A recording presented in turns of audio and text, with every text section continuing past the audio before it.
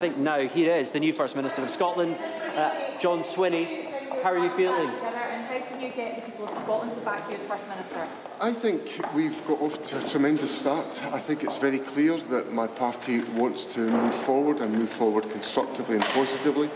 I've set out in Parliament today my aspirations to work with other political parties to pursue my priorities. I've made it very clear that at the heart of my agenda is the eradication of child poverty.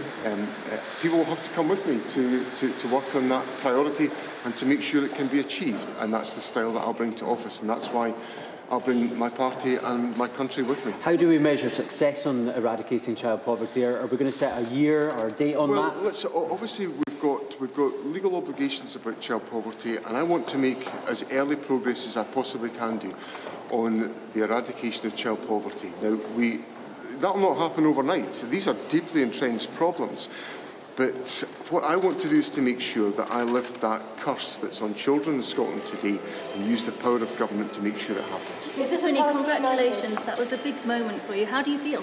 I'm absolutely over the moon. I didn't expect to become the First Minister of Scotland, so it's despite my long involvement in politics and my long ministerial service, it's a bit of a surprise to have come to me at this particular moment. So I'm thrilled, I look forward to the challenge, and I will give it everything I have got within me. Thank you very much. Is the party united? Is the party united?